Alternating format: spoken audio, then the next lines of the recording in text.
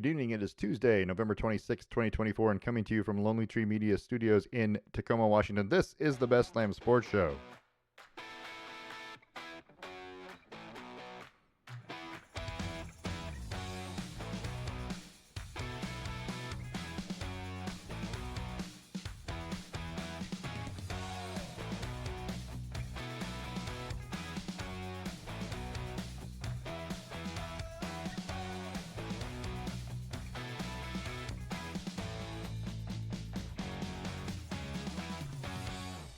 I'm your host, David Lamm. With me is my son, Parker. Say hello, Parker. Hello, Parker. What in the heck took so long just now? A lot of the music ran long. Well, it's a little. So I've got a 30-second intro, Yeah, and that's what I played. And so normally I just let the original intro. I play it for like, I don't know, 8 or 9 seconds, 10 seconds, and then I fade it out and we go. But this was a 30-second, actually pre-planned. Play the whole song. gotcha. I mean, so it's a little longer. What are you gonna do? I had to double check to make sure I didn't freeze up. No, I was like, "What is going on here?" you were good. Well, let me just say this. So I have one thumbnail that is a mess because I smashed it at some point in time, way back in the day, which was a Wednesday. I smashed it and something smashed it, and the nail bed got damaged, and it never grew back straight, right? So Sure. it was wonky. It's bubbly and funky looking, right?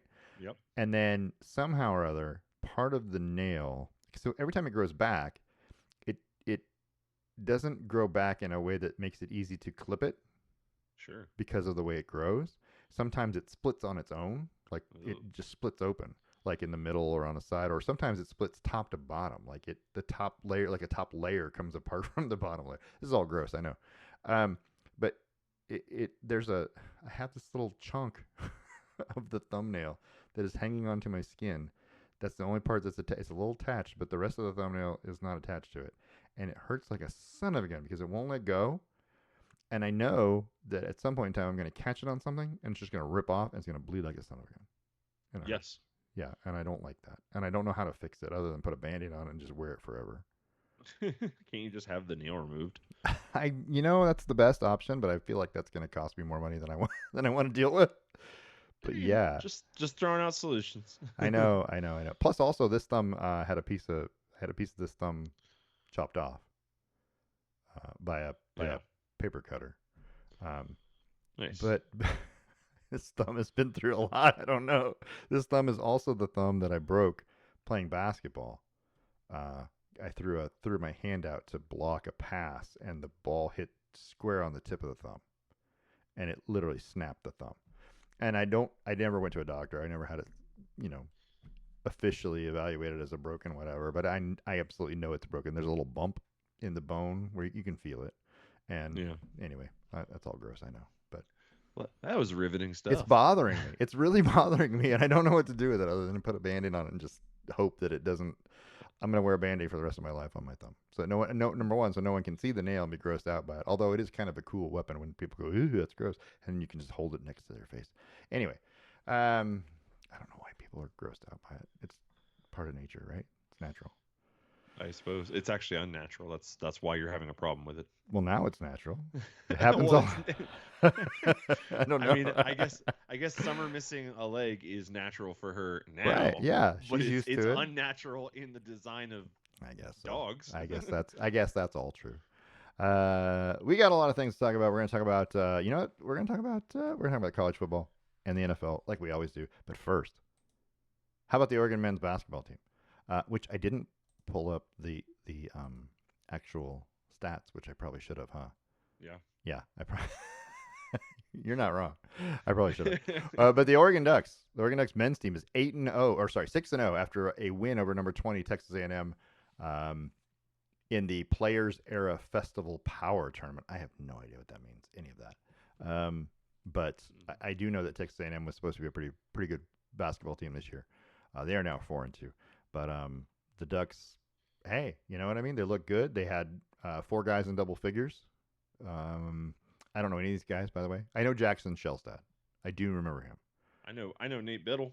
Do you? Yeah, Okay. I remember him from last year. He's such a weird, not looking guy, but like he's He's a I don't weird know. looking He guy. reminds me of like when you would see pictures of like college basketball players in the 80s and the 70s, they looked like adults already.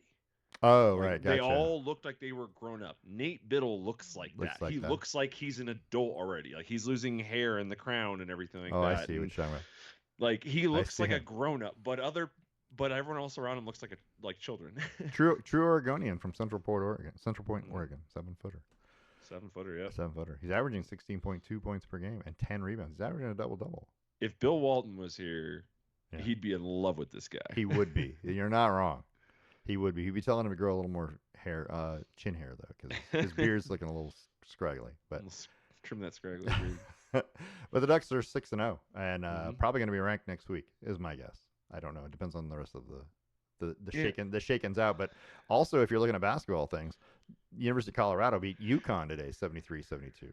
Right, number 2 UConn goes down to unranked Colorado, 73-72. Ooh. So there's some doings. There's some things afoot. Um, in Was it basketball. was it in Colorado or was it another neutral site thing? It's another it's the Maui Invitational. Mm, So they played on one of them high school gyms in Maui.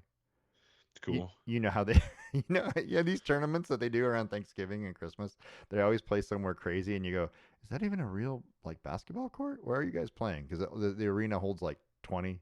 Attendance at this one was 2,400 at the Lahaina Civic Center, by the way, in Maui. I like the idea that there's just like senior citizens at the Civic Center working out, and there's this massive basketball Just- tournament happening. they're jogging on the track that circles up above, right? Like at the YMCA, right? They're up there with their walkers walking around. Yeah, While Cooper Flag, the #1 draft pick, is down there throwing down dunks. I feel like that's There how it was a works. tournament a couple years ago. I can't remember what it was, but it was a college basketball tournament, and it was at Madison Square Garden. And I remember thinking, like, that's a cool place to have a college basketball It tournament. is. But yeah, they do these ones in like the Bahamas and in Maui and other places. Yeah. And you're like, where are you guys playing? Yeah. Well, the Maui one's been around. I don't know if this one, the Maui Invitation's been around for a while. But it is definitely not. They don't have but a couple of colleges in Hawaii, right? So Yeah. it's not like they have college gymnasiums to play in. The University of Hawaii's is about it. But Even yeah. even if you played at the Rainbow Warriors Stadium, it's probably not No, that crazy of a place. no, it's not even that exciting. Um, but yeah, Colorado came back in this one. They were down 10 at one point. They actually were down 11 early in the first half, but they came back, made it tight, find a way to pull it off. Hey, you know what? That's what it takes. Colorado has always been a pretty good basketball team since I remember, as long as I can remember. It's always the elevation thing. You think that's what? Well, this one was at sea level. This is in Maui, so I know, but they come down there with their good, strong lungs, it's and got to feel like you're breathing water when you go I down to I sea level. legitimately notice it whenever I go back to Portland, and Yeah. I'm like, how do you guys breathe this thick air? Thick. It's so. What it's is so going on here? heavy. I can't even jump off the ground. Yeah. But I yeah, know. I do feel like my lungs are. I mean, they condition all the U.S. Olympic training facilities are all Yeah. here in Colorado Springs. So hey, Yeah. good strong lungs are built in Colorado. Well, and they used to back in the day. They used to the U.S. Ski team used to come to Timberline Lodge in Oregon because it was the only place in North America where you could ski year round because they Oh. made snow on the Palmer snowfield. They Yeah. actually created snow, and so they would train year round at Timberline Lodge in Oregon. But yeah, I don't think they do that anymore. I think other places are making snow, so it's not a big deal. I will say this. I think that I've seen it in Colorado Stadium because when I went and looked at their stadium, I got to see it. They have it at the Rapid Stadium. They have it at Mile High. They have all this stuff about like altitude and dizziness, altitude sickness, and all this stuff like that. I'm like, all right, come on, guys. These are all professional athletes. Well, yeah, it's not going to affect them that much. you wouldn't think you wouldn't think it would be. I don't know. especially not like football players and things like that, like guys who are used to like hard conditioning, like soccer players. I mean, maybe it burns them out because we've talked about before, they move a lot, but Yeah. they don't max out their effort constantly. Right. So I don't know. Let's talk a little college football. The Ducks had a bye this week. They do play Washington on Saturday. Mhm. It's the first meeting since they played last year. They played twice last year and lost them both. So there's a little revenge on the minds, you'd hope, of the Oregon Ducks. Um, they Oh, I hope lost. there's a lot of They revenge. lost 34-31 in that Pac-12 championship game last year, which both games were great. Let's be fair; those were good games to watch if you like watching college football. These two teams have been playing since December 1st, 1900, and Sounds right. the first game Oregon won 43-0. Um, but there's 116 meetings total. The all-time series is Washington. Washington leads 63-48 and 5 ties. The largest victory was Washington 66-0 over Oregon in 1974. The longest win streak was Oregon, 12 straight, 2004 to 2015. The I current win, was I was just about to say Washington might lead the series, but we lead it since but the 2000. but the current win streak is Washington three straight. Yeah. Yeah, that's a bad taste in there. What's the record since what's it called? Since 2000. That's what I want to know. Crap, I don't know. Let's see. Um, you're asking a lot of questions. I mean, they're good, valid questions. It is a good question. It's just I don't know that I have that information. I can get it real fast. Oh, there it is. I got it. I got it over here. So since when? It's 2000. Since 2000, 3, 4, 5, 6, 7, 8, 9, 10, 11, 12, 13, 14, 15. Oregon is 16-7. Yep, 16 and 7. Yep. Yeah. So in the modern era of college football, Right. we've been spanking them, but they had a It's, real good run there in the 70s and 80s and 90s. it's true. And yeah, it's true. So what I'm actually hearing here is that since Phil Knight injected Nike money into Oregon in 1998, that's all she wrote for Kind of. Washington's dominance. Washington's dominance really happened from like 70, let's go 72 to 93. Yeah. Where they won what 7, 13, 18 of those games, 18-5 against Oregon. Yeah. So that was a big swing, and there was another stretch back in the 40s and 50s when, yeah. But Washington has always been kind of a traditional power. Oregon's a more recent power, to be fair, starting in around what 94 with the pick, right? So Yeah. starting in around then, because if you look at the scores, you'll see that Washington has rankings next to them occasionally. Oregon doesn't. Like once or twice here and there, but not when you start in '95. Oregon's ranked almost every time they played, and highly, right? So there was a stretch in 2010. Oregon was number 1, 2011 number 6, 2012 number 2, 2013 number 2 when they played. So yeah, you had a really good football team that you were playing. So Oregon has been much better, yeah, as of late. I'm seeing that they used to play in Portland a lot. Yeah, well, that would In be the 60s. I don't know why. I mean, it's kind of part way, I suppose, right? What, 3 hours from Seattle and 2 Out. hours from Yeah, it's kind of part way. Eugene? Yeah, it's leaning Oregon's way, but I Right. say this should be neutral site every year. So when it's, and by neutral site I mean like when it's an Oregon year, when it's Right. an Oregon home year, play it in Portland. When it's a Washington home year, play it in Lumen. Here's my issue. I grew up watching when Rich Brooks was the head coach, right? Mm-hmm. Rich Brooks was 4-14 against Washington, Ugh. and then Mike Bellotti took over, 9-4. Chip Kelly 4-0. Mark Helfrich 3-1. Willie Taggart 0-1. Thanks, Willie. Thanks, and then Willie. thanks, Willie. The problem is Mario Cristobal went 3-0, but Dan Lanning is 0-3. I think Yeah. Dan Lanning would really like to beat Washington. So. Yeah, I think we will this year. Yeah, that's sticking. That's probably a sticking point. I'm sure he's probably ready for this. You know what's funny? We got 2 coaches in a row who both left to go coach at their alma maters. Yeah, I mean that's a tough break for us. yeah, I still think Willie was a disaster. Willie was a disaster. He was a disaster. Oregon went from being one of the least penalized teams in the country to being the most penalized team in the country in like 1 year, and that frustrated me more than anything because you could see the lack of discipline and you could see the fact that the players were not. I don't know. They were missing something. Leadership. Yeah. Leadership. I mean, that's what it was. So yeah, Willie. Thanks, Willie. Thanks, Willie. Yeah. Hey, you hire him, you hire him. So in Seattle, the Huskies are 33-21 with 2 ties. In Eugene, the Ducks are 13-22 with 2 ties. In Portland, the Ducks are 16-5-1. And in Paradise, Nevada, which is the conference championship game last year, Washington's 1-0. Yeah. So there's that. All right, I'm looking forward to it. I'm excited. I think Oregon's got a really good chance. Ted Johnson back, right? And Wait, is Tej Johnson actually back? it's what they said. I hope that's true. I can't. I don't know. Tej Johnson injury update. I'm googling it now because Google I it. want 13 hours ago. 13 hours ago, somebody said something. Number one. I think time will tell. Just like I've told you guys, when guys are ready to get out there on the field, we'll see them.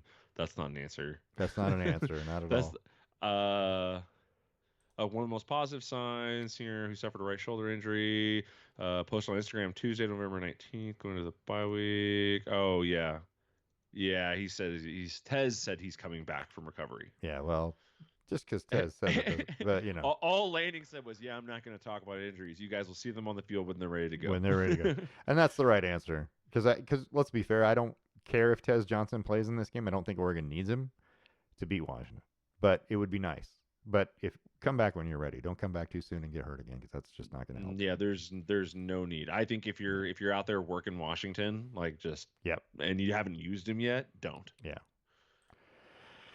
Okay. Yep. Let's talk about what else happened in the national football. The landscape of college football. Landscape. The Yep. landscape. If you didn't watch it, that Saturday night game, Oklahoma Alabama, the primetime game, which I thought for sure was an Alabama, cruise to being 9-2, turned into an Oklahoma. Just blanking really. Alabama scored that field goal to start with, and it was all Oklahoma. 24-3 was the final. But Oklahoma isn't the concern like we don't understand what's wrong with Oklahoma? maybe. Like they started the season with a lot of high, very high expectations of being in playoffs and things like that, Yeah. and we couldn't quite figure out what's wrong with them. Well, So I I feel can't. like those teams are harder to diagnose. Maybe I also can't quite figure out what's wrong with Alabama. Well, I can. Well, can you? It's because they hired that Washington And coach. in this game, though, their offense only scores 3. I mean, you can't tell me the Oklahoma defense was so good. They were good in this game, It's but because Jalen Milroe's a running back who can occasionally make a good throw. it might have been just a good scheme. It might have just been a good matchup for Oklahoma. I don't know, Yeah, but sometimes you just put it together. Millero had 3 interceptions in this game, so that didn't help anything.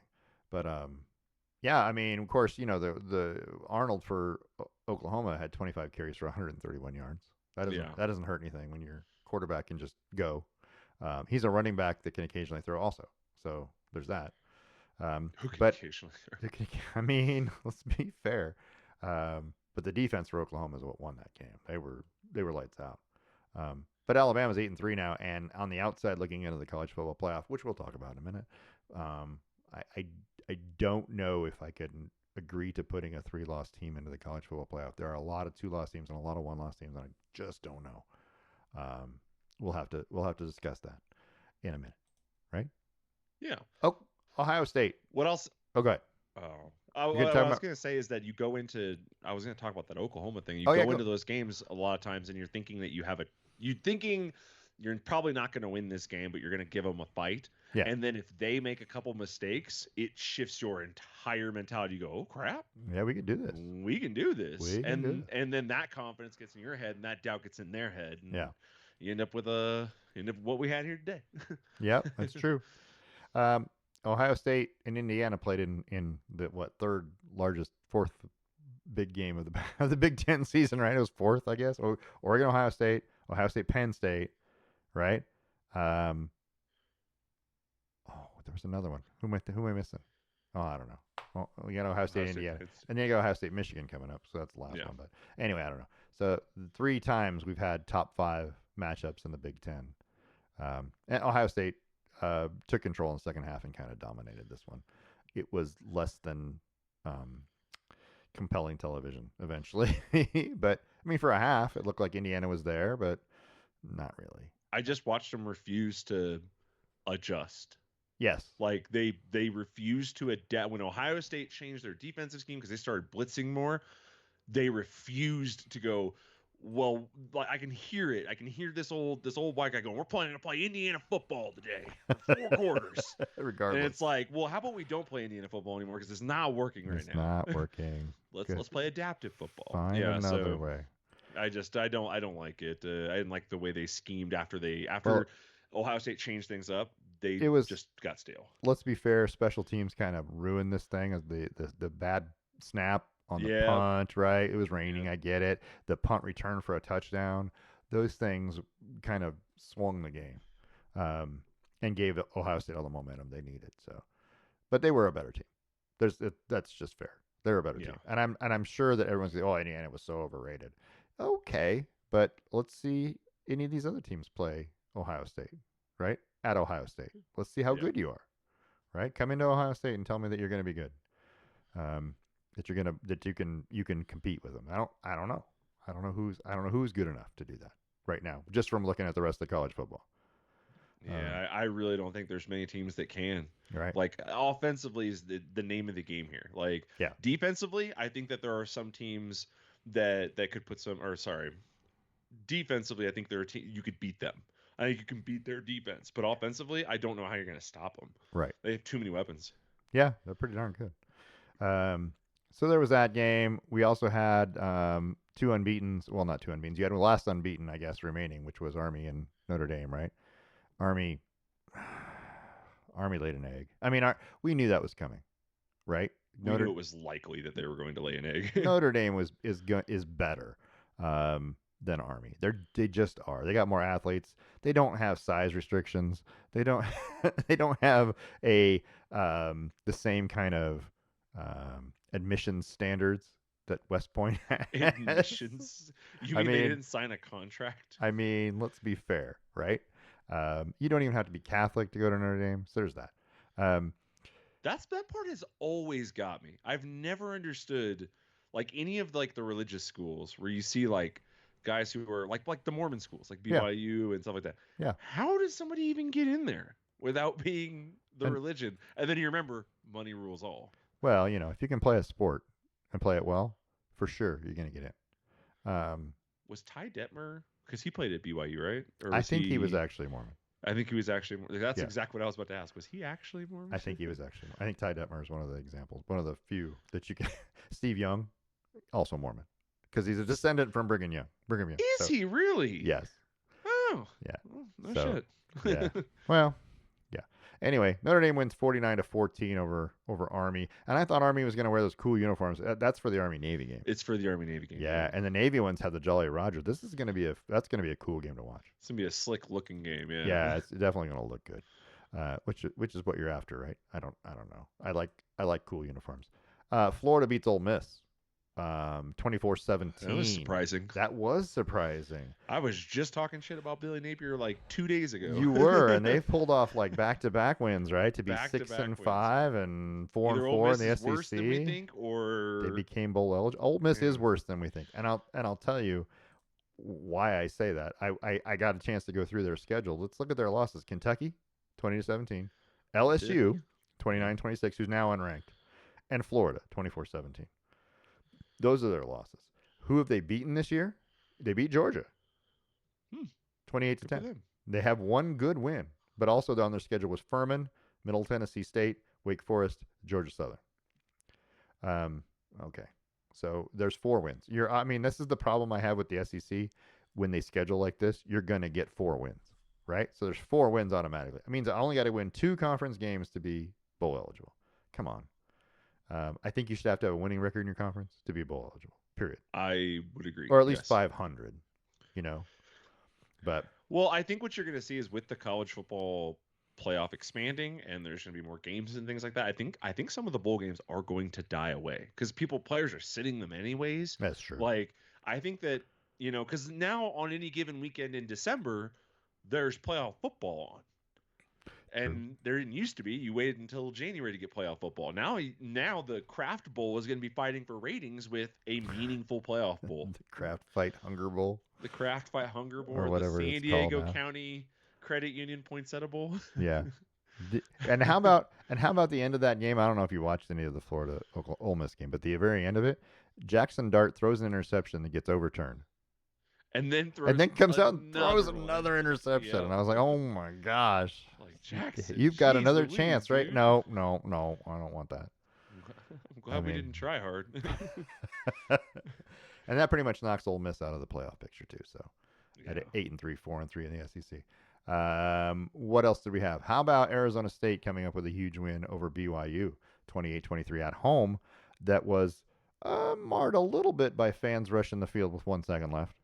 But I don't know how they did this. because fans are stupid and they just No, not the fans. I oh don't know how they got this game back on track to play that after 1 second last snap. it's amazing. They've done it a number of times this year. There's been a number of times this has happened. I think this is the only one that happened with 1 second. There's been some others where like people were really early, and I'm like, yeah, just because you turn the ball over, you still got to snap the ball, and we still got to go through the motions. But yeah, anyway, um, Arizona State 28-23. Cam Scatabo 28 carries, 147 yards, 3 touchdowns. He looked legit. I mean, but it's BYU. Scatabo. But he's good. I mean, they're calling him a Heisman hopeful. I don't know.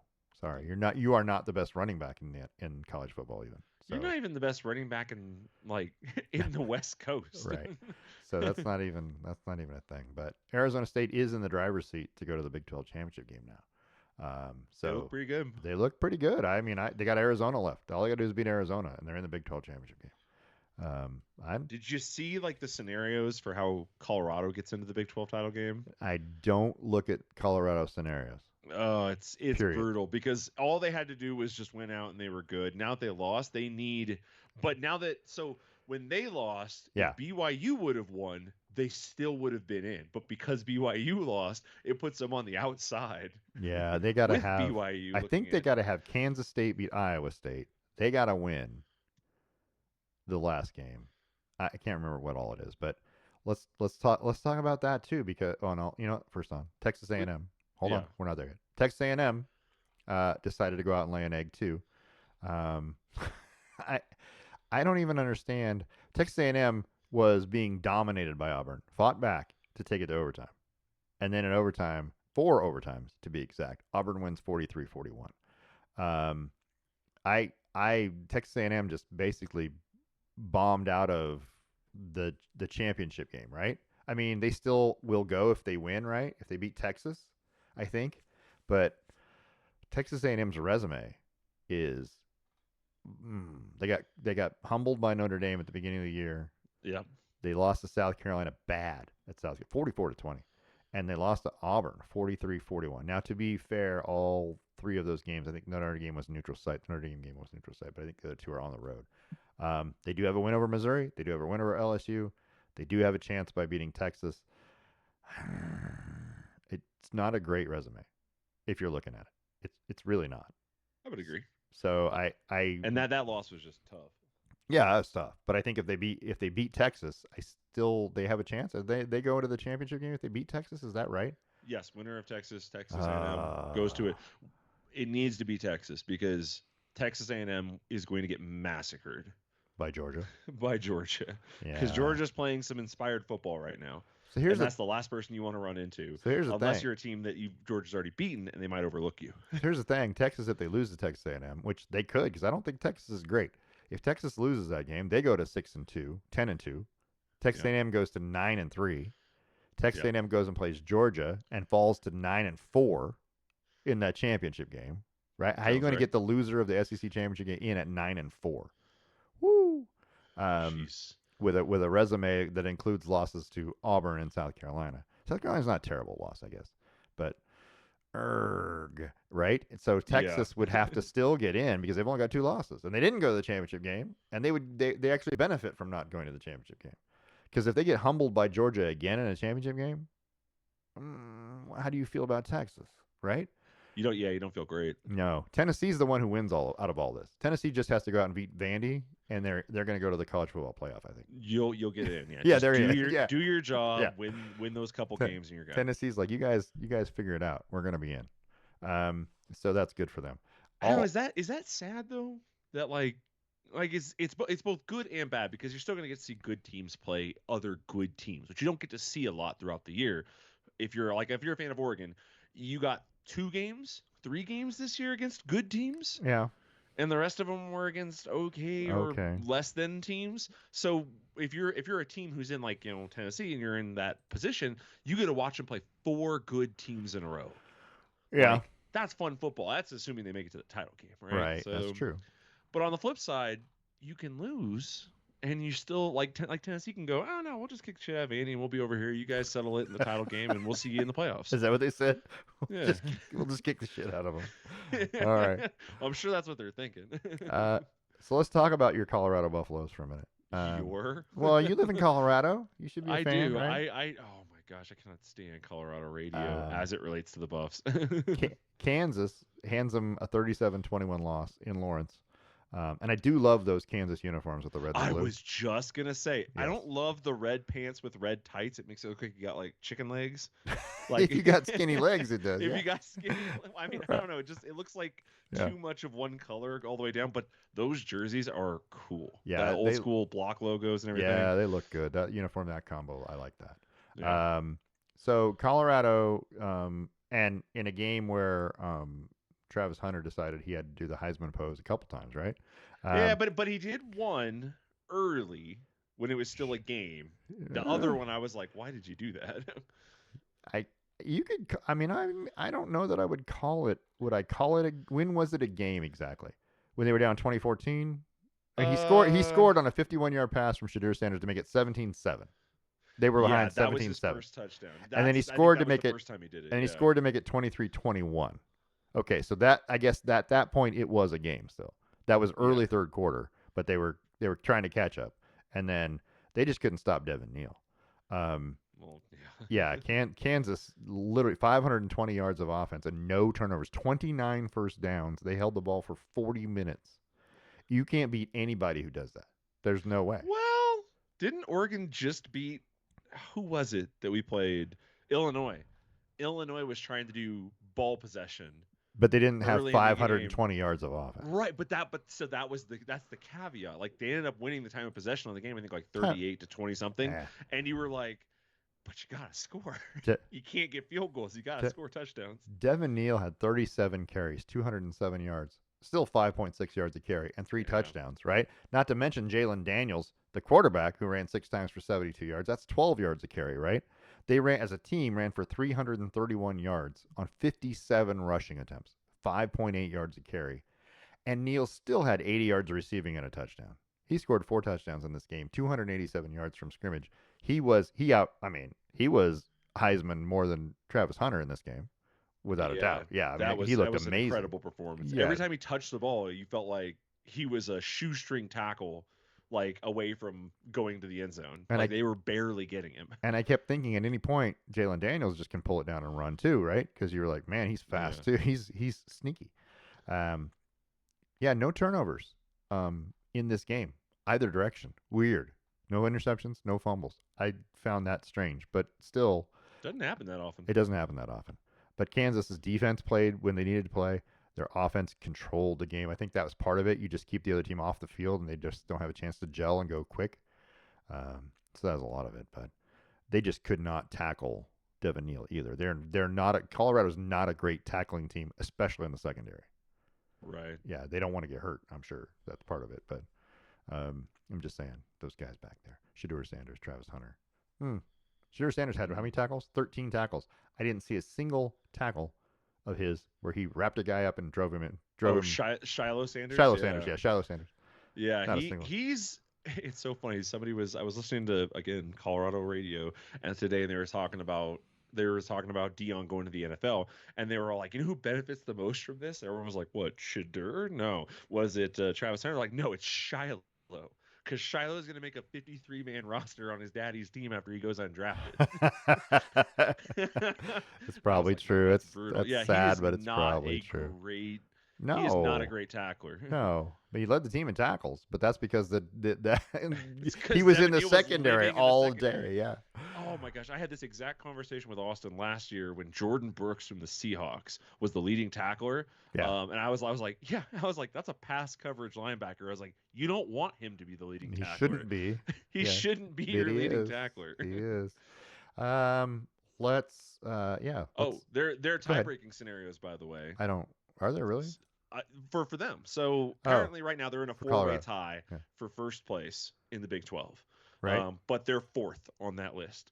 So Their tie involves who are these other teams? I'm reading it right now. BYU, Arizona State, and Iowa State, and Yep. them. So what they need to have happen is they need at least two of the other three first place teams to lose. So either BYU, Arizona State, or Iowa State. Two of them need to lose, Okay.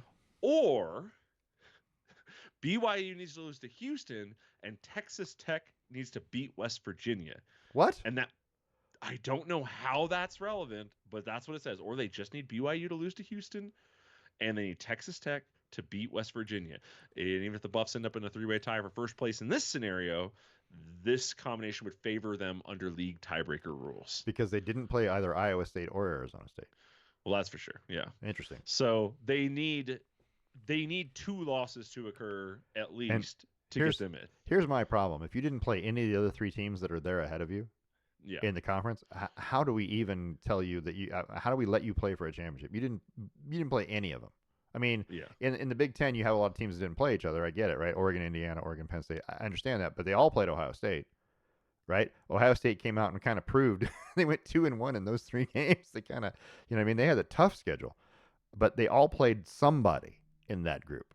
Colorado didn't play any of those. You're ready for who they play next year? Oh, they play Arizona, Arizona State, BYU, Iowa State, Houston, Kansas State. They'll all be down next year. Well, but Colorado will be down next year. Well, that's true too. Good point. They're getting in this good season where they're happening to scrape up the bottom of the barrel of the Big 12. Next year, they're going to play all the top 4 teams right next year. So the rest of the games in college in the top 25, UNLV beat San Jose State 27-16. Why does that matter? UNLV is probably going to be the opponent, I'm guessing, that plays Boise State in the Mountain West Championship. Texas with a 31-14 win over Kentucky. That was kind of a mediocre performance also, right? Texas at home. I mean, they won pretty easily, but Kentucky's a good football. That's one of the best 4-7 teams I've seen. Yeah. Penn State snuck out a 26-25 win at Minnesota. That's the best way I can say. It didn't look great. It did not look good, but you got to win those games. Everybody has one, right? Yep.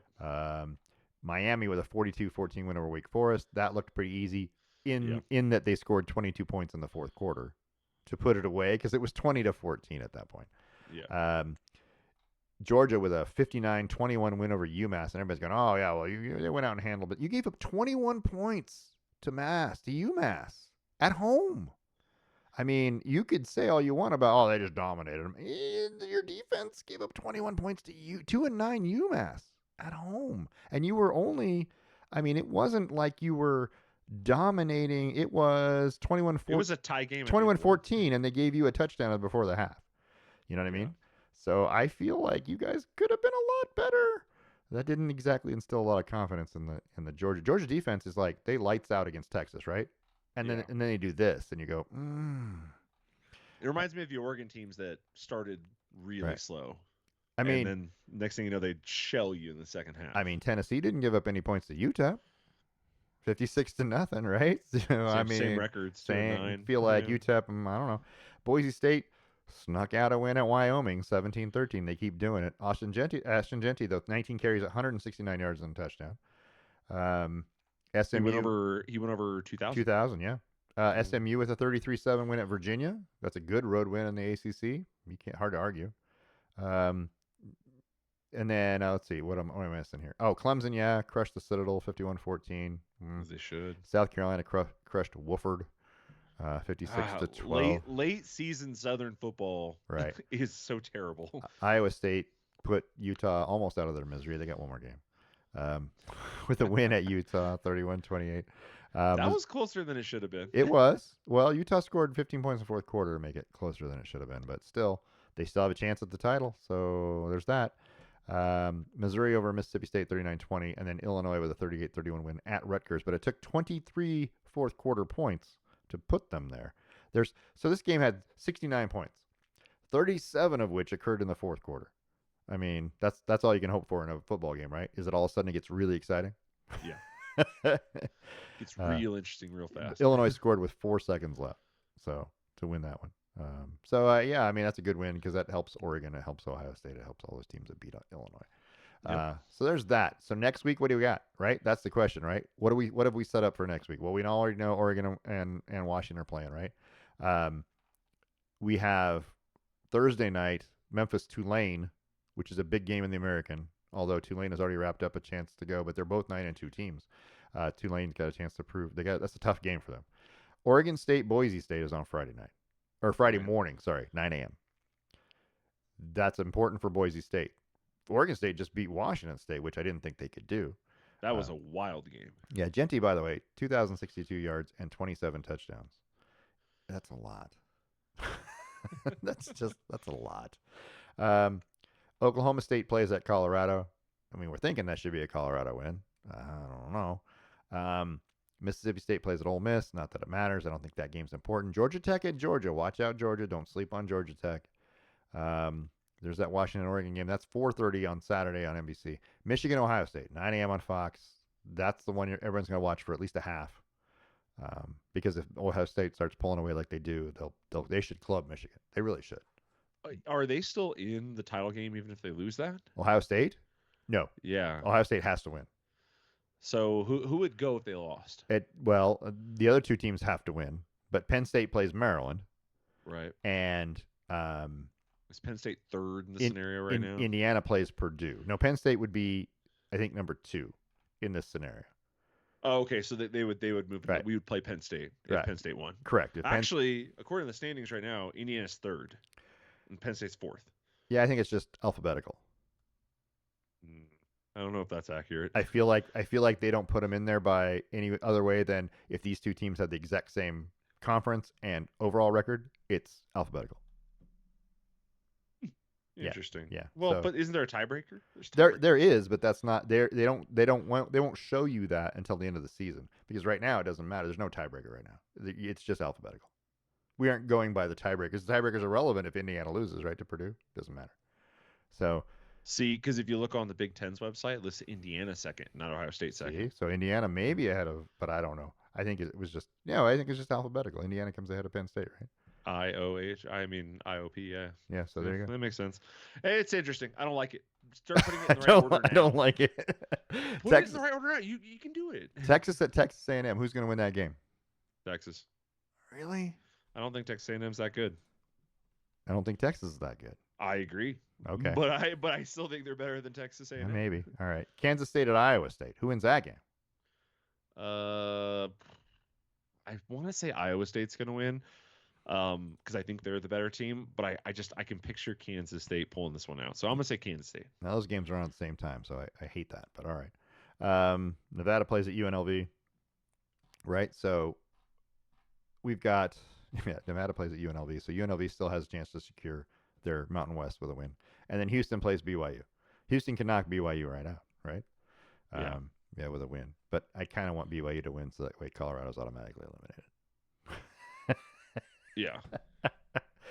I don't know if that's how it works, but it would be nice. It would be nice if you just ended the misery now. So that way Shadur and Travis can both just go ahead and announce for the draft and skip their bowl games and everything. Yeah, that would be nice.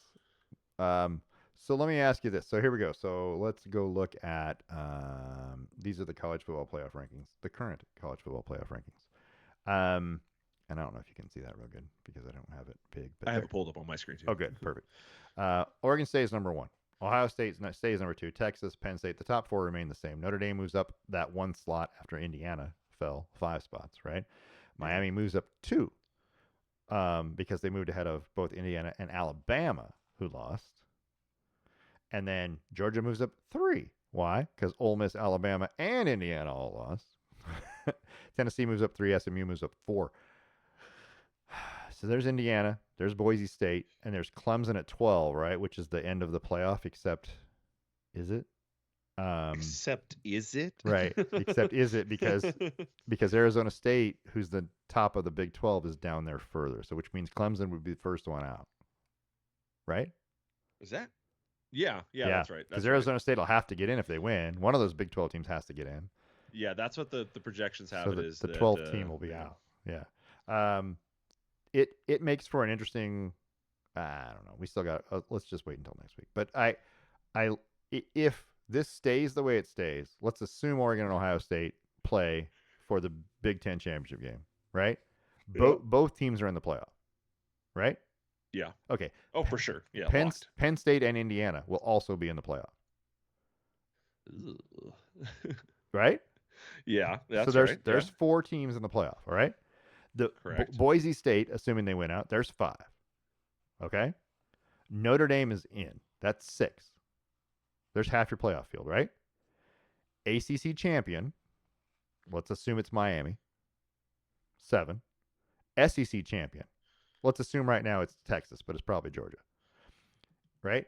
Which Right. is going to cause chaos if Georgia wins. But okay, but let's Right. just It's assume gonna it's throw some Texas. things in there. Yep. There's what am I at? 7 or 8? 7. 7? I was at 4. Notre Dame and Boise State is 6. Miami is 7. Texas would be 8. Right? Yeah. That leaves us with 4 spots. Right? Yep. Who am I missing? Arizona State.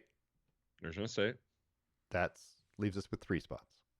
So Uh, there's 3 at large bids. yeah. I think right now, if you're talking to me right now, I think if Georgia wins if Georgia loses the SEC title game, can they be in at 9-3, having lost the SEC championship game? Depends on how they lose. It all depends on how they lose. Because if they because lose, if they get smoked. because No. you'd like to think the runner up of the SEC championship game is going to be in, right? Yeah. But I think Tennessee has a better case or argument, except for their loss to Georgia. Right. Tennessee has a better argument over Texas if Texas gets humiliated by Georgia again. I don't know. Maybe not. I don't know. Shoot. And then you've got so the runner up, let's put them in and let's put Tennessee in. That gives us 1 team. Yeah. And that's either what? The ACC runner up, SMU? Right now it SMU, would be. yes, that's correct. Oh my god. It's going to be exciting. I'm so looking forward to some of these games deciding a lot of maybe more chaos, you know what I mean? Alabama, Auburn, that can be chaos, right? The more chaos, the better. I like it. Right. Yeah, as long as it's not Oregon's. I don't care. As long as it's not Oregon's chaos. Right. We don't care about chaos. Anybody else's chaos The is big good deal. the Big 12 I think is going to be nothing but chaos next week, right? Teams fighting for their playoff lives, basically. Yeah. Only 1 team from the Big 12 is getting in the playoff. Is that right? Oh yeah, there's no chance Yeah. a second team gets it's in. It's just whoever their winner is. Yeah. Yeah, there's no chance. Right? The SEC could get 3 teams. They're going to probably get 3 teams in. But one of those could be a 3-loss Georgia team. I mean, there's a significant chance. It's not huge, but it's good enough. But I think that's it. That they're only going to get 3. The Big 10 gets 4. Notre Dame automatically gets in, even though I don't agree with their being independent. I hate that. Yeah. So, and then, yeah, Miami. I don't know. So it's going to be a lot of good football teams. I think there's going to be a lot of teams that are going to get exposed once they start playing playoff football. When you start playing really good teams, Miami hasn't played a ton of really good teams. SMU probably hasn't played a ton of very good teams. Indiana hasn't played a ton of very good teams. The one they did play beat them. Penn State hasn't played a ton of very good teams, and the one they did play beat them. So there's a lot of teams. Texas. So Texas, yeah. Texas. There's a lot of teams. I was saying earlier that there was a lot of people that haven't played good teams. Yes, a lot. So a lot of not good football this year. Yeah, Georgia's played a lot of good teams. Yeah, well, yeah, a lot of SEC teams. They have, but I mean, there's a lot of teams on this chart that they've played. So I feel like they have the most games against teams in the top 25 that they've played over the course of the season. They've had probably the roughest schedule. Maybe Ohio State's, you could argue, because of Oregon and Penn State and Indiana. But, whew, it's going to be exciting. All right. Very exciting. Yeah. We'll talk more about it next week, right? Because there's gonna be a lot to talk about next week. There's for sure. going to be a lot to talk about next week. Let's talk about the NFL. So let's talk about the Dallas Cowboys for just a minute. Yeah. How did the Dallas Cowboys win that football game, by the way? I couldn't tell you for the life of me. I am not. I have no idea how the Dallas Cowboys win anything anymore because I don't think they're very good.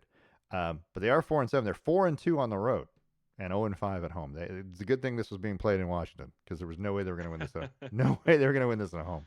It's true. The Commanders are 7-5, supposed to be a playoff team. I felt pretty good about Washington.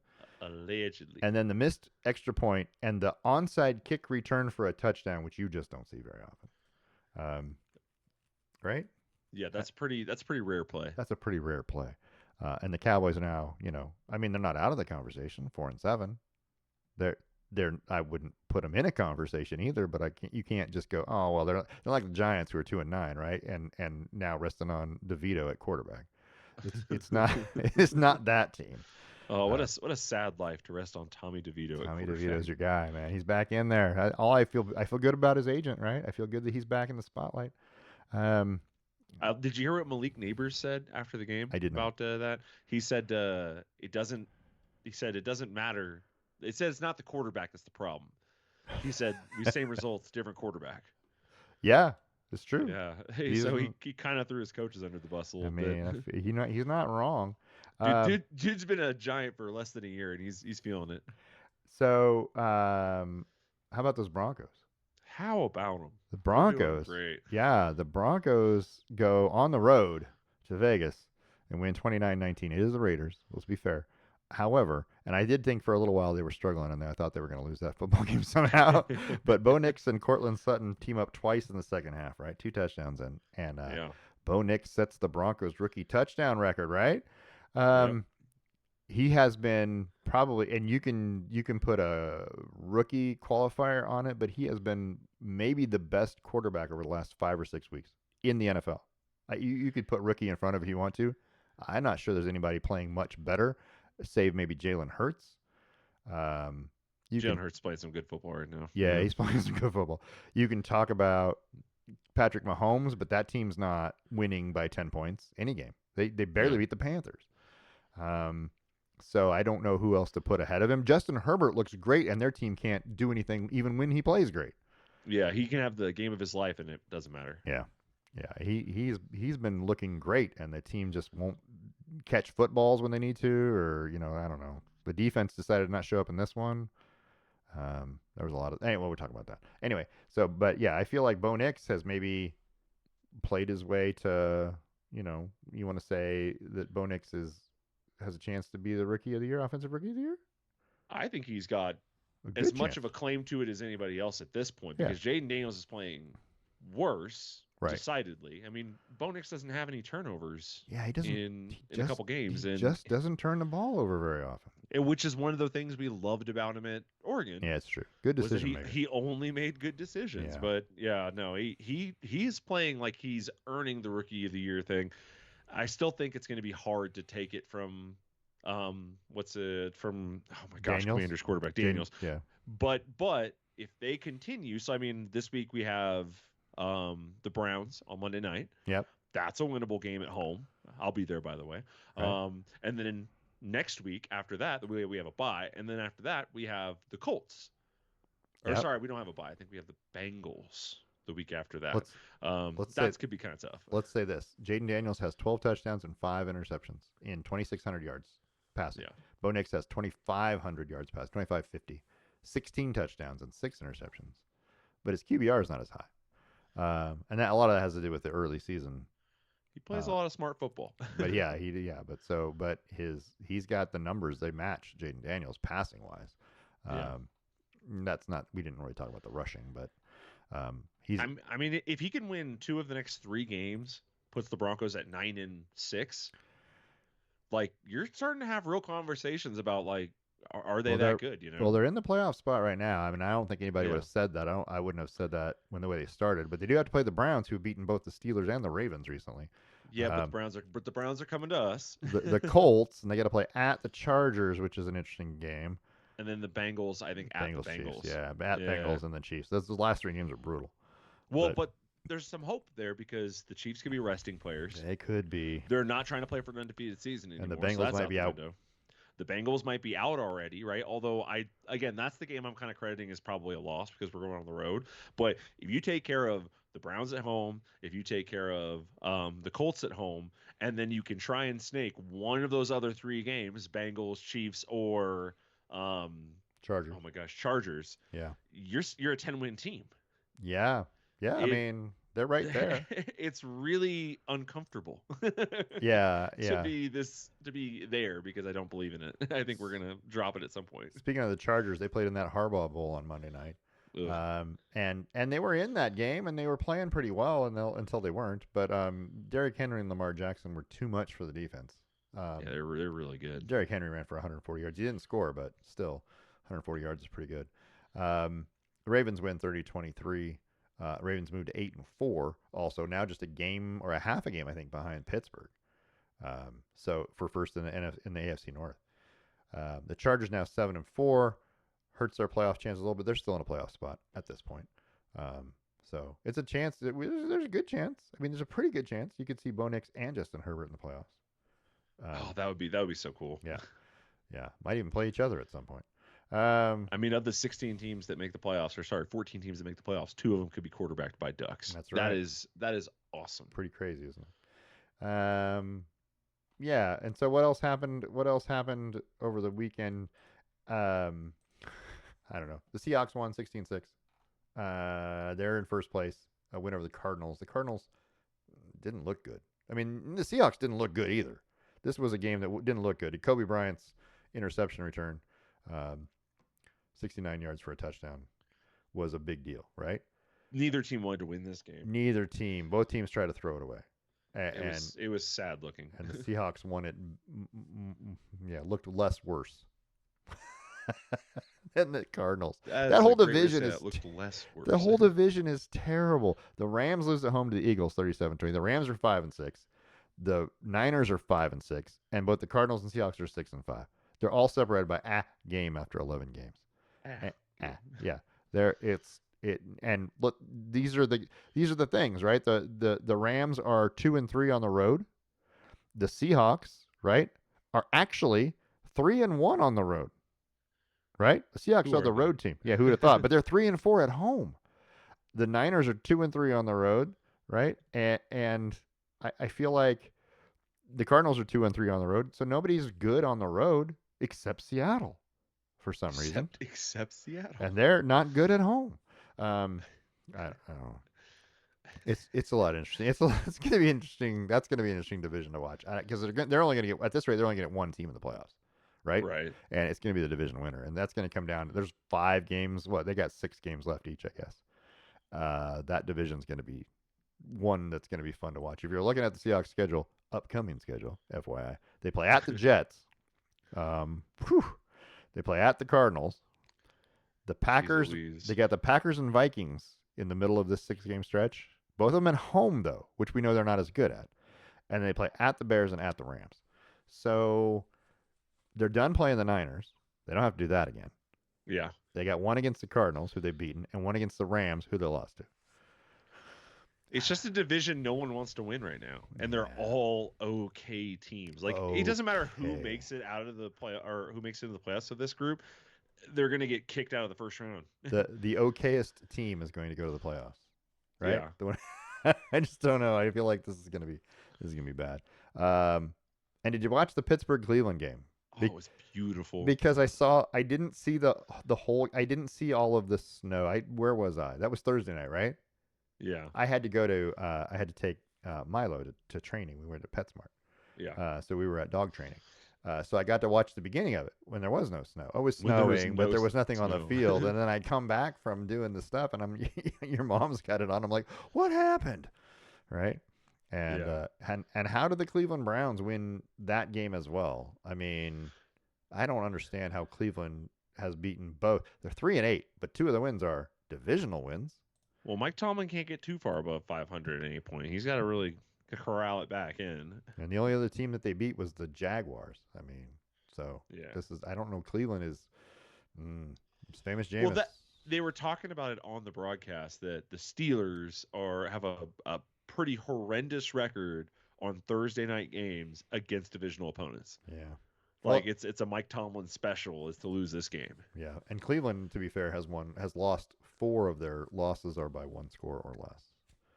So, that's pretty good. I mean, they lost to the Eagles by 4. They lost to the Raiders by 4. They lost to the Giants by 6. They lost to the Bengals by 7. They're in ball games. They've been blown out a couple times, yes, but they've been in ball games, and so their schedule is not easy because the rest of their schedule includes at the Broncos, at the Steelers, the Chiefs, the Bengals, the Dolphins, and the Ravens. Are you kidding? Yeah, that's brutal. Yeah. That's just brutal. So, but to be fair, they've beaten two of those teams already. So anyway, I don't know. I don't know how the Bengals won that game or how the Browns won that game, but that was a fun game to visually. I like snow games. I Yeah. just like It was watching fun to snow. watch. Yeah, that makes it exciting. I Uh, don't know. By the way, on the Prime games, so Thursday night, yeah, you should try it because I don't know. Wait, are any of the games this week on Prime? I don't know because they're Because it's Thanksgiving. Thanksgiving. Yeah. All right. So next time it's on, um, turn on the game on Prime, and then click down on your controller, and there's an alternate broadcast option Right. for the next gen stats. I've seen it. Yeah. It's incredible. It It's shows the whole field, like it's not like a yeah. tight end thing, and it's from behind the play every time, Right. and it highlights players. It's so cool. The So the many. the Chiefs and Raiders play Friday, this coming Friday on Prime. Oh, So there you go. there is a Prime game on Friday, but the games on Thursday, the games on Thanksgiving Day are Bears Lions, Yeah. CBS, that's the early game. Giants Cowboys, that's the middle of the day game, and then the Dolphins Packers. These are terrible games. The Dolphins Uh, Packers I might was not just be about to bad, say Dolphins Packers is not a terrible game. but it's in Green Bay. Maybe it'll be snowing at Lambeau. Ooh, The weather maybe. forecast is for 28 degrees there, just FYI. So Uh, I mean, it's gonna be chilly. Then you got Friday Raiders Chiefs. Sunday, December 1st.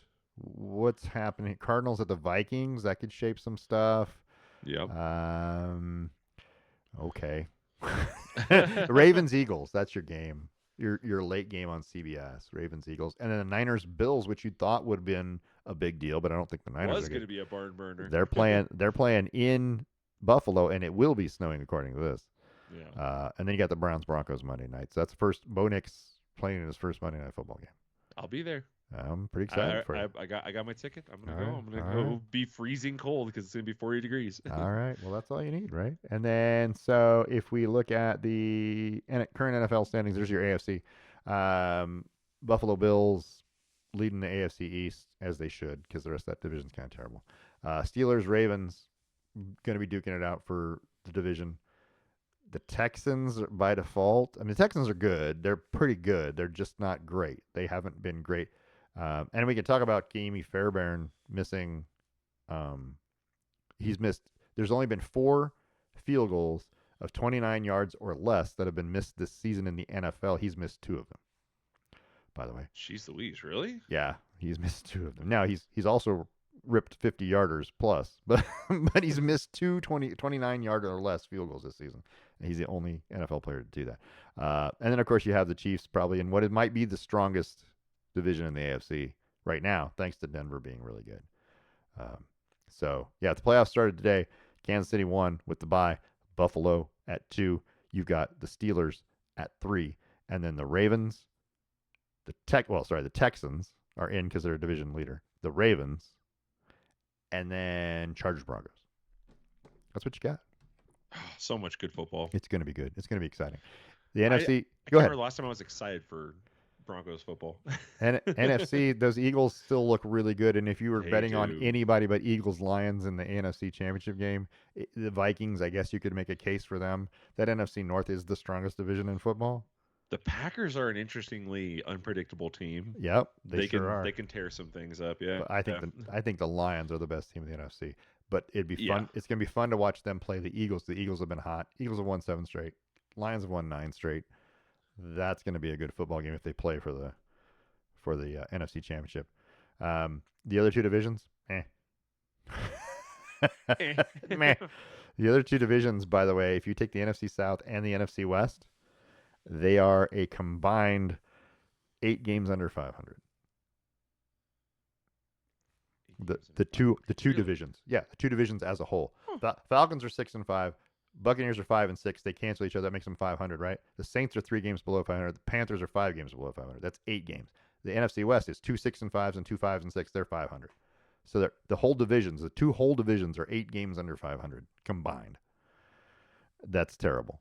I mean, to be, if you're talking about the NFC North, for example, the Lions are 9 games above 500.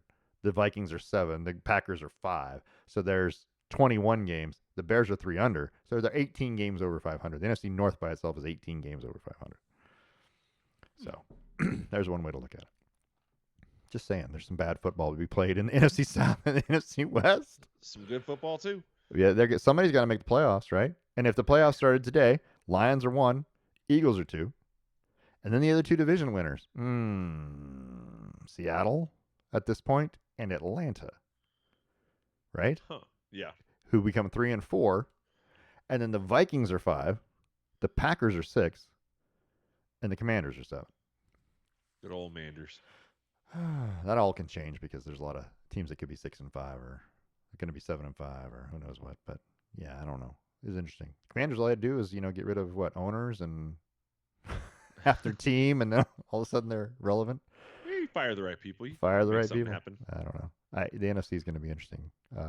I like the playoff scenarios when you get to them, right? Because they're already throwing them out here, right? And the tiebreakers and this and that, right? Seattle wins the tiebreak over Atlanta based on head to head. So Seattle's the 3 seed, but all that does is buy you a date with Green Bay or somebody. I don't know. Yeah, it doesn't help you as much as you'd like. It just means you don't have to travel to Green Bay or Minnesota or any of those places. Minnesota's indoor now, though, right? That's nothing to fear. And Detroit's indoor. Green Bay's the only one, really, the only weather, right? I mean, in the Northeast, Philadelphia could be bad weather, in December, January. But the teams, Kansas City and Buffalo, like those are outdoor. Pittsburgh, the whole AFC, the top 3 in the AFC, those are outdoor places, right? Baltimore, outdoor. There's a lot of Denver in those playoffs, right? There's a lot of snow could be had in the AFC. It could be a lot of fun. That's what I look for. In January, I want to see teams playing in the snow, battling it out. Yeah, I'm always thinking back to what is it? Lions, Eagles, Calvin Johnson, helmet full of snow. Yeah, Like that's one of the coolest things ever. perfect. So. It's perfect football. You had a trivia question. I do. It's pretty good one, I think. All right, hit me. There's only one team in NFL history that has not played in or hosted a Super Bowl. Who is it? Who've not played in or hosted? Okay, so let's back up. So the Lions have hosted one because I'm sure the Silverdome has been a Super Bowl site, right? Mm-hmm. So the Lions, but they never played in one. Never played in or hosted a Super Bowl, and that's in NFL history. Now, it's a current team, though, right? In Super Bowl history, I guess is the way to say that. But it's a current team, right? Yes, okay, it is good. not a team that has relocated or changed names. Okay, good. Okay, so it has not played in or hosted. Yeah, hosted's a weird word. Hosted meaning their stadium was used as a Super Bowl site. And I get it. So now I'm thinking of all these teams and who actually plays in, where they would host a game. Played in or hosted a Super Bowl. The Cleveland Browns. That is exactly right. Woo! Darn it! I thought it would be harder. I guess there's only 4 teams that haven't played in a Super Bowl. I'm looking at a list, right? I'm looking at the standings. So what I'm looking at is and I went down the list. I went, Kansas City played in the Super Bowl, Buffalo played in the Super Bowl, Pittsburgh played in the Super Bowl. You just went through them one right, by one. Yeah. Right, and I'm like, Houston, no, but Houston hosted a Super Bowl, right? Houston has hosted a Super Bowl. That's exactly right. Baltimore has played in a Super Bowl. The Chargers, it's L.A., but when they were San Diego, I think hosted a Super Bowl. They played in the Super Bowl. Chargers played in the Super Bowl. Broncos, Dolphins, Colts, right? Bengals, and I got down to the Cleveland Browns. And I was the first one I went, nobody's hosting it. Cleveland's Municipal Stadium was never hosting a freaking Super Bowl. The next closest would have been Jacksonville Jaguars. Yeah, Jacksonville would have been They hosted a Super Bowl back in 2005. Would have been a good guess. And had Tennessee not played in one, right, they would have been a good guess. The Lions never played in one, but they've hosted Silverdome hosted a couple. Yeah. Yeah. So there was a lot going on there. You're right. That's a good question though. I like it. You got it too quick. It's no fun. It's a good thing I was looking at the AFC first. It would have taken me a lot. It would have taken me a lot. All brain power. Would have taken me a lot longer. Well, I had to see a list of the teams, otherwise I can't eliminate. Right? I'm like I was going through and eliminating the ones that I knew didn't play in a Super Bowl, and I'm like, the Browns. Technically, specifically, the Las Vegas Raiders have it. If we went to the relocation part of it like that, that's the Las true. Vegas Raiders have never done it. That's a good point. That's fair. Yeah, they haven't. Yeah, I'm sitting here looking and thinking about the Seahawks, right, and how they changed conferences. Yeah. back in the day. And it's too bad they didn't win the AFC ever because they could have been like the only team that won the AFC and the NFC championship. When did they change conferences? Oh, I don't remember. Now you're gonna do that. Uh, You'll have to look that one up. I'm googling it. 1990. 78. No.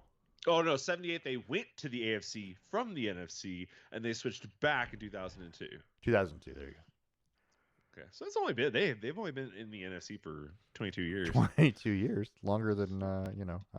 It's longer than the Texans have been around. Right? Yeah. Wait, Longer how than some long of those have the teams. Texans been around? It's been a couple seasons. I don't remember when the Texans joined. Looks like their first year was 2002. Hey, Hey, look at that. They're same about the year. same age. Oh, well, that makes sense because they came into the league and there was And they changed. Yeah. there was That's league why change. they Yep, forced them to change. Yeah. and it's all coming together now. Yeah. All right. Anything else that we want to talk about before we go? F1. Oh, we didn't talk about F1, did we? Not a ton to talk about, but it was a pretty good race. The race was kind of exciting. Lewis Hamilton was flying. Lewis Hamilton. Yeah, if he hadn't had as bad a start like at the beginning, Yeah, he wins he that got race. caught behind some people. Yeah, he wins that race. But But yeah, George Russell's your winner. walked away with it. Yeah, easily. I mean, he was 7 seconds ahead of Lewis Hamilton, but that's a far cry from the 20-something seconds he was ahead before Lewis decided he was going to catch up to everything. Carlos Sainz finished third. Charles Leclerc, Max Verstappen finishing fifth, seals up his championship by beating out Lando Norris. Who finished sixth. But so the individual championships over. Well, I mean, we didn't expect anything different really at this point. Yeah, I mean, early in the season, you expected Max to run away with it. You were excited to see competition, but Right. doesn't change too much. But the constructors championship Is is up for really grabs. crazy. Yeah, it's up for grabs. So McLaren has 608 points. Ferrari has 584. There's 24 points left, separating. McLaren and Ferrari, and even Red Bull still has a chance at 555. Did you hear Zach Brown cheering on Yeah. Lewis Hamilton? Yeah, he's hoping he Lewis, can pass go. him. Yeah, knock him down a point or two. Yeah, it makes for interesting stuff, right? Yeah, it was good to watch. I think McLaren has this. I want to say that, but Ferrari got more points in the Las Vegas race. But True. and to be fair, Ferrari since the USA Grand Prix, right, Ferrari has 143 points in those 4 races.